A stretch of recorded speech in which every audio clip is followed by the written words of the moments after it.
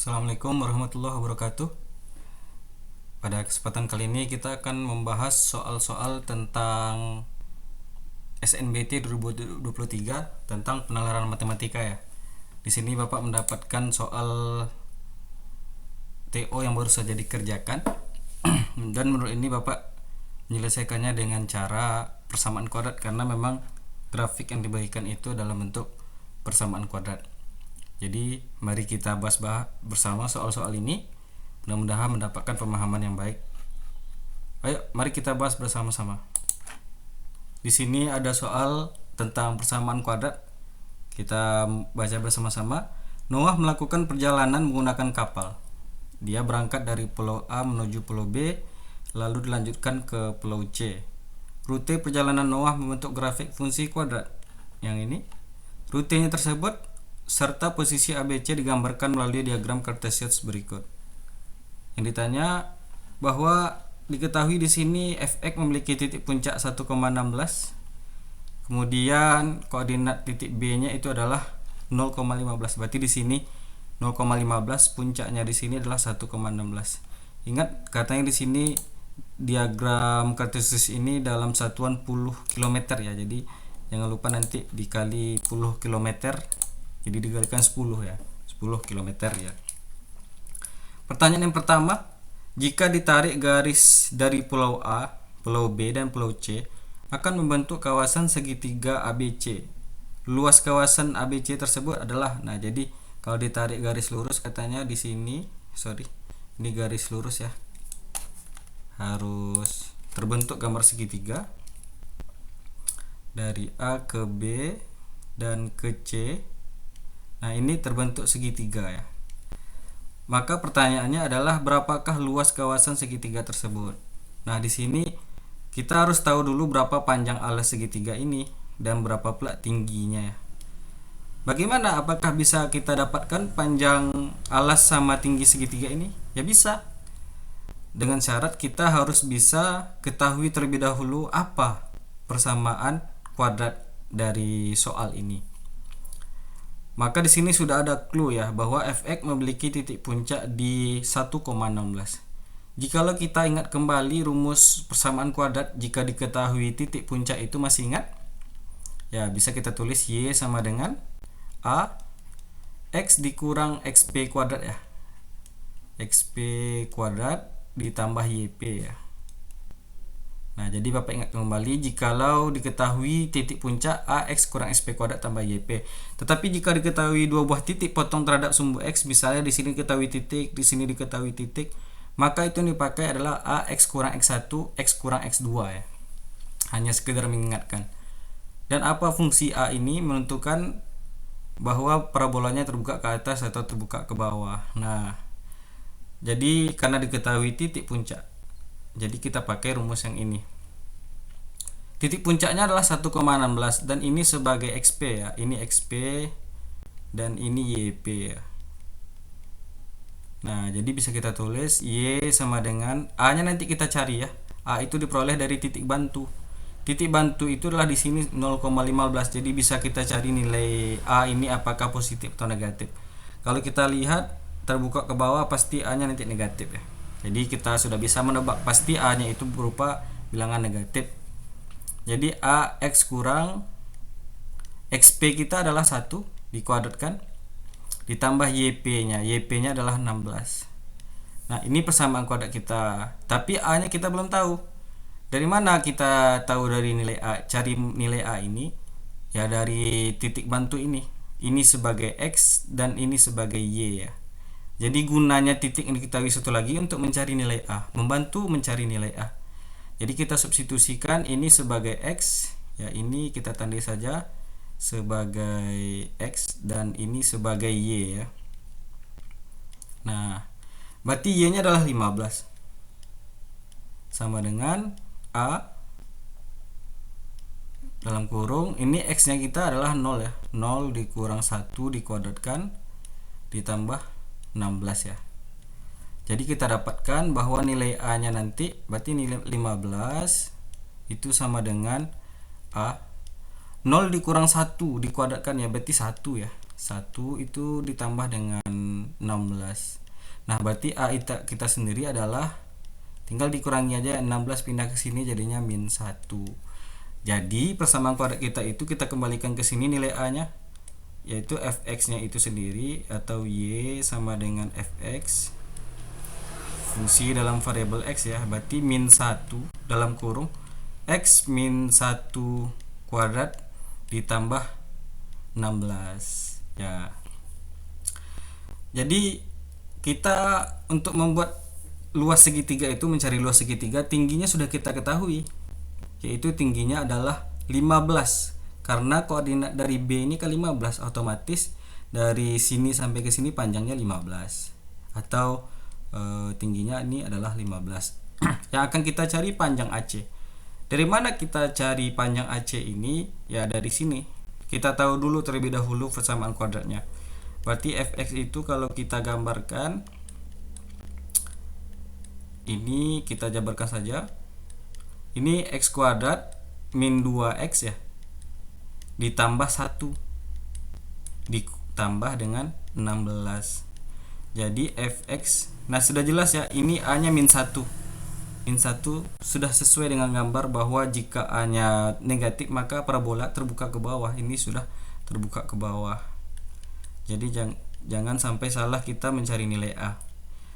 Ini tinggal kita kalikan ke dalam langsung. Ini min x kuadrat ditambah 2x dikurang 1 ditambah dengan 16. Jadi fx itu sama dengan min x kuadrat ditambah 2x ini ditambah 15. Oke. Nah, inilah persamaan kuadrat kita. Apakah dari persamaan kuadrat ini bisa mencari A sama C? Oh, tentu. Jadi itulah gunanya kita terlebih dahulu mencari persamaan kuadratnya terlebih dahulu. Jadi kita akan mencari titik potong terhadap sumbu x ya. Di sini ada A sama C, itu titik potong sumbu x. Bagaimana cara mencari titik potong sumbu x? Ya ketika y-nya 0 atau ininya bernilai 0 ya. Jadi tinggal kita vektorkan saja nanti. Untuk mencari titik potong kita harus buat ini fx-nya sama dengan 0. Kalau untuk mencari titik potong terhadap sumbu y, berarti x-nya kita buat 0 ya. Jadi kita bisa cari min x kuadrat ditambah 2x ditambah 15. Ini kita samakan dengan 0 ya. Gunanya untuk mencari titik potong terhadap sumbu x. Nah, ini biar mudah difaktorkan, tinggal kita kalikan saja min. Berarti x kuadrat dikurang 2x ditambah dikurang 15 ya. Sama dengan 0 ya. Tinggal kita faktorkan saja. Jika dijumlah hasilnya min 2, jika dikali hasilnya min 15, dua buah bilangan itu ya. Bilangan apakah itu? Ya, coba silakan tebak, yaitu min 5 ditambah 3 ya. Oke, sama dengan 0. Min 5 tambah 3 min 2. Min 5 dikali 3 adalah min 15. Jadi x-nya adalah 5. Ya, dari sini x kurang 5 sama dengan 0.